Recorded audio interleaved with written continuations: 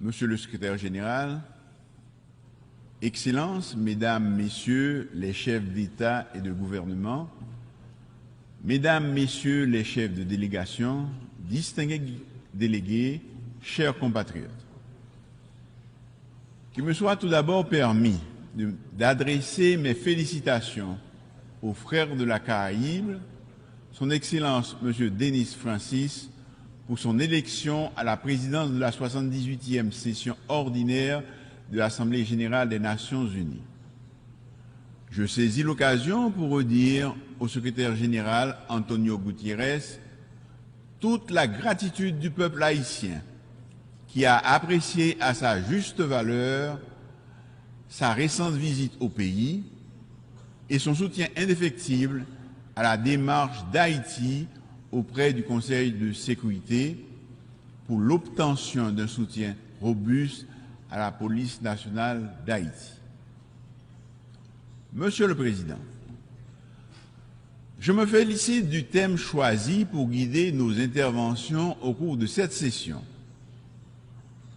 Rétablir la confiance et raviver la solidarité mondiale, accélérer l'action menée pour réaliser le programme 2030 et ses objectifs de développement durable en faveur de la paix, de la prospérité, du progrès et de la durabilité pour tout le monde.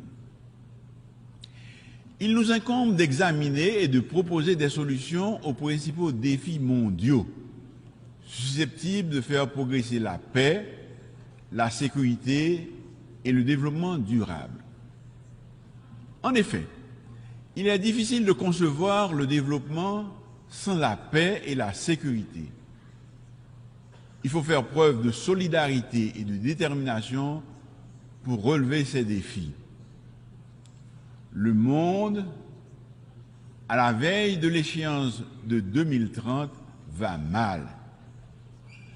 L'éclatement de nombreux conflits aux conséquences désastreuses pour les populations civiles, la multiplication des crises sécuritaires, sanitaires, alimentaires, sont là pour nous rappeler que nous nous éloignons des grands idéaux de la Charte des Nations unies. J'en veux pour preuve l'insécurité alimentaire engendrée par les conflits et les violences. Le rapport mondial 2023 sur les crises alimentaires indique que 258 millions de personnes étaient en situation d'insécurité alimentaire aiguë et avaient besoin d'une aide alimentaire d'urgence en 2022. C'est pourquoi mon pays avait pris part au débat public de haut niveau sur la famine et l'insécurité alimentaire mondiale provoquée par les conflits, qui a été organisé au mois d'août dernier par le Conseil de sécurité pour tirer la sonnette d'alarme. L'économie mondiale, depuis la crise du Covid-19, se trouve dans une situation de stagnation. L'inflation frappe de nombreuses économies et les perspectives de croissance ne sont pas encourageantes. Monsieur le Président, cette situation n'est pas sans conséquence sur les pays les moins avancés, notamment Haïti, qui doit constamment faire face à la volatilité des prix et à une terrible crise aggravée par la détérioration de la situation sécuritaire du pays. Il convient également de mentionner dans ce décor inquiétant les changements climatiques qui représentent pour les petits États insulaires comme Haïti un danger permanent, les mettant à rude épreuve. Au passage de chaque ouragan, les économies de la région Caraïbe subissent des pertes énormes qui remettent en question des avancées significatives enregistrées sur le plan socio-économique et politique par la destruction des infrastructures économiques, éducatives, sanitaires et énergétiques. Cette section m'offre l'occasion, en ma qualité de chef de gouvernement d'Haïti, d'exposer la situation du pays, plongé dans une crise profonde depuis des années, à laquelle je m'évertue à trouver des réponses concrètes et durables. C'est une crise structurelle et multidimensionnelle qui a impacté nos institutions et qui empêche le développement économique et le progrès social. Elle a atteint aujourd'hui sa phase critique avec la dégradation de la situation sécuritaire, où la population subit quotidiennement les attaques violentes des gangs armés qui contrôlent plusieurs quartiers de la capitale et de certaines villes de province. Ils assassinent, incendient, pillent, violent, violentent, avec une rare cruauté. Ils chassent les habitants de leurs maisons, bloquent les routes et contraignent les écoles, les hôpitaux et les commerces à fermer leurs portes. La détérioration de la situation sécuritaire ces dernières semaines a engendré une nouvelle crise humanitaire avec des déplacés qui occupent de façon spontanée plusieurs sites pour échapper à la violence des gangs. Plus de 25 écoles de la capitale sont investies par des déplacés internes, estimés à plus de 16 500. Ils font face à de graves difficultés et vivent dans des conditions infrahumaines. La menace sanitaire est aussi présente avec des cas de choléra signalés dans certains sites, ce qui augmente le risque de transmission et pose un vrai problème de santé publique pour la population. Les abus, les violations systématiques des droits de l'homme causées par la violence des gangs compromettent la paix, la stabilité et la sécurité du pays et de la région. Les enlèvements contre rançon, les pillages, les incendies, les récents massacres, la violence sexuelle et sexiste, le trafic d'organes, la traite des personnes, les homicides, les exécutions extrajudiciaires, le recrutement d'enfants soldats, les blocages des routes principales constituent une liste non exhaustive des crimes perpétrés par les gangs armés. Il en résulte de graves conséquences telles que la mauvaise performance de l'économie qui a enregistré 5 années de contraction avec un taux de croissance négatif et une inflation élevée de près de 40%. De surcroît, la crise humanitaire s'accentue. Selon les estimations, 4,9 millions de compatriotes se trouvent dans l'insécurité alimentaire. C'est à peu près la moitié de la population qui vit en dessous du seuil de pauvreté avec moins de 2 dollars américains par jour. Monsieur le Président, nous ne sommes pas là pour accabler ou justifier le passé. Nous sommes ici pour demander aux pays amis, à tous ceux qui, de loin ou de près, regardent notre pays et comprennent qu'il y a quelque chose d'urgent à faire au profit du peuple haïtien, de nous aider à créer un meilleur avenir pour les enfants d'Haïti en rétablissant la sécurité et la stabilité. La République d'Haïti a connu plusieurs chocs successifs ces 15 dernières années, dont 3 tremblements de terre majeurs, plusieurs cyclones et l'assassinat odieux du président Jovenel Moïse en juillet 2021. Il est impossible aujourd'hui d'inventer une histoire ou une rhétorique biaisée sur Haïti. La réalité est là et elle interpelle tout un chacun. Un ensemble de mauvaises décisions, de comportements inappropriés et de radicalismes divers nous ont conduits à cet état de fait. Je sollicite aujourd'hui, une fois de plus, du haut de cette tribune, d'aider les Haïtiens à demeurer chez eux. Ils sont des milliers à chercher ailleurs un mieux-être et la tranquillité que leur terre natale ne leur offre plus, dans un monde où il existe de moins en moins d'Eldorado à cause des aléas climatiques et des crises économiques récurrentes.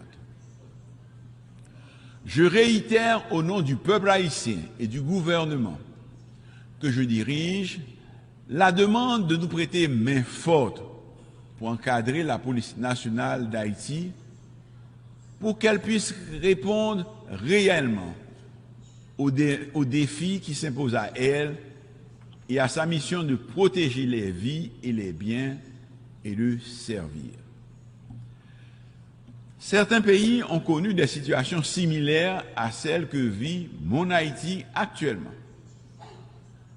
Ce sentiment de toute puissance des criminels ne doit pas pour longtemps encore résister aux lois de la République et à la volonté de l'ensemble des citoyens de récupérer leur liberté de circuler et de se projeter dans leur pays.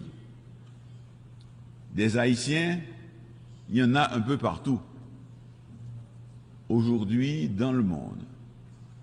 Et beaucoup espèrent retourner chez eux. Nous sommes reconnaissants à certains pays qui les ont accueillis. Mais je désire pouvoir leur dire qu'aussitôt l'ordre et la stabilité revenus, ils pourront, s'ils le souhaitent, rentrer pour participer au grand combat de la reconstruction. Monsieur le Président, je suis venu vous dire, au nom du peuple haïtien, que nous sommes prêts pour ce changement que nous attendons depuis un peu plus de 2 siècles. La liberté n'est complète que si elle permet à chaque citoyen de s'accomplir, de vivre dans la dignité et dans des conditions décentes. Je suis venu vous dire, au nom du peuple haïtien, que la question sécuritaire demeure la grande priorité de mon gouvernement, que la circulation des armes à feu, les enlèvements contre rançon, les massacres constituent des préoccupations majeures de mon administration. Monsieur le Président, le quotidien du peuple haïtien est pénible. C'est pourquoi le Conseil de sécurité, qui dispose du pouvoir et de la compétence nécessaires en vertu du chapitre 7 de la Charte, doit agir en urgence en autorisant le déploiement d'une mission multinationale de soutien à la sécurité à composante policière et militaire pour aider la police nationale d'Haïti à combattre les gangs et rétablir l'ordre. L'emploi de la force comme première étape demeure indispensable pour créer un environnement propice au bon fonctionnement de l'État. C'est un préalable nécessaire, mais non suffisant. Le développement socio-économique doit être pris en compte pour s'attaquer durablement à l'extrême pauvreté, source de tous nos maux. Les inégalités sociales et la très mauvaise répartition de la richesse nationale ont creusé un écart énorme entre les masses populaires nécessiteuses et la minorité possédant qui contrôle 90% des richesses du pays. L'extrême pauvreté accentue le chômage des jeunes, marginalise ceux des quartiers pauvres qui se laissent entraîner facilement dans la délinquance et la criminalité. Cette catégorie constitue un terreau fertile de recrutement pour les gangs. Une fois de plus, du haut de cette tribune, je lance un appel à tous les Haïtiens de bonne foi, ceux qui vivent dans la diaspora comme ceux de l'intérieur, tous les acteurs de la vie politique, quelle que soit leur tendance, à travailler avec le gouvernement pour combattre les gangs, rétablir la sécurité et, comme de vrais démocrates, à prendre le pouvoir par les urnes. Ce gouvernement intérimaire que je dirige est déterminé à réaliser les élections dans les meilleurs délais. Et dans les jours à venir, malgré la situation, je finaliserai en accord avec le Haut Conseil de la Transition les démarches pour le lancement du processus électoral avec le support de la communauté internationale. Le gouvernement entend continuer à discuter avec tous les acteurs politiques et ceux de la société civile de mon pays, afin de trouver ensemble, dans un élan patriotique, un consensus historique suffisant pour un dénouement heureux à la crise. La démocratie est en difficulté et le pays a besoin d'un retour à la normale pour s'attaquer aux grands défis de l'heure. Je souhaite également la participation significative des femmes et des jeunes de la société civile et de tous les acteurs concernés à l'effort commun pour le redressement d'Haïti. Seul un gouvernement légitime, issu d'élections libres, honnêtes, démocratiques et transparentes, pourrait s'atteler à la tâche de la refondation territoriale, économique, sociale et institutionnelle. Monsieur le Président, je voudrais souligner à la haute attention de la communauté internationale une situation qui s'est développée ces dernières semaines à la frontière haïtiano-dominicaine, créant un malaise inutile entre les deux républiques qui se partagent l'île.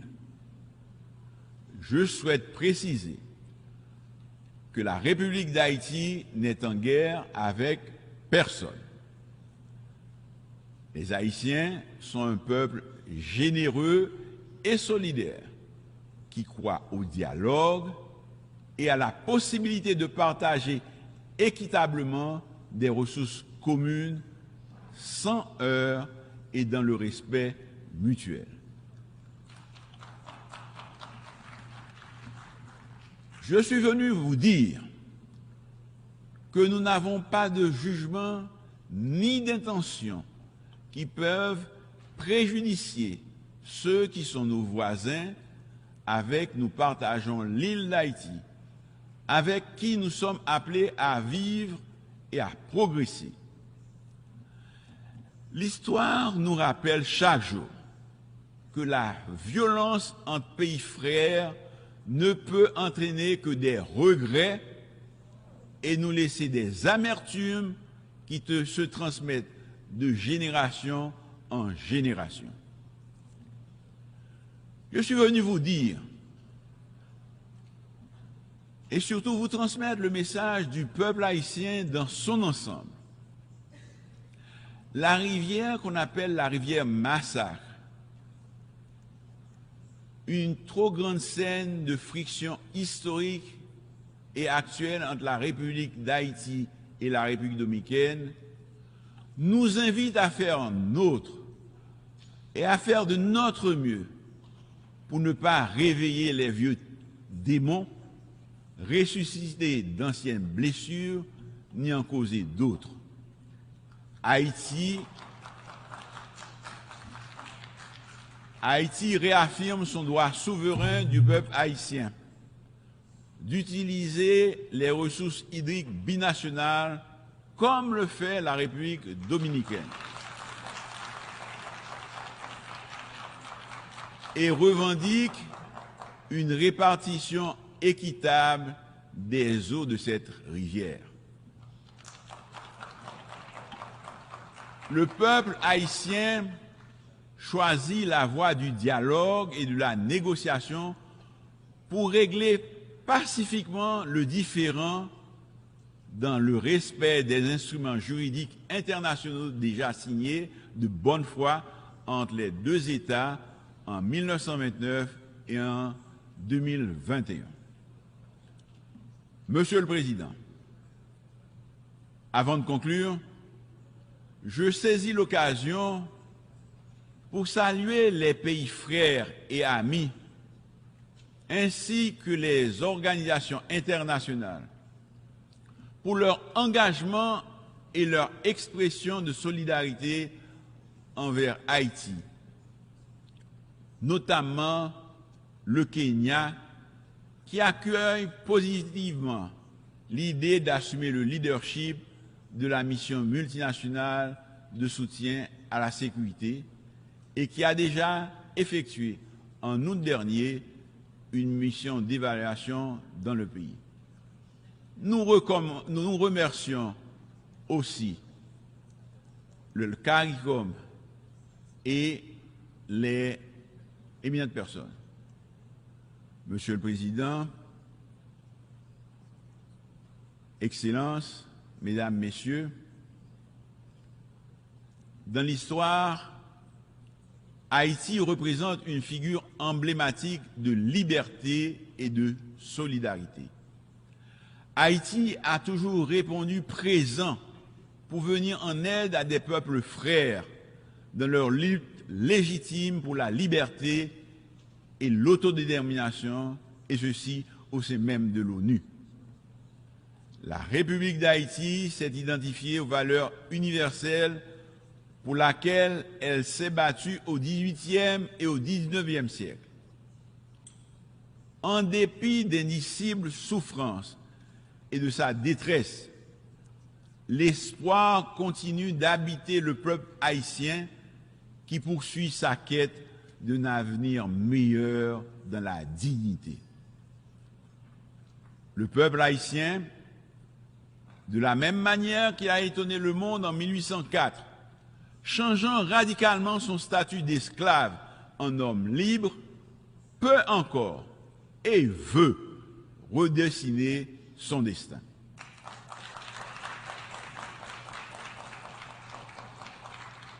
Je sollicite cet appui, cette solidarité fraternelle, afin de nous aider à tourner cette page sombre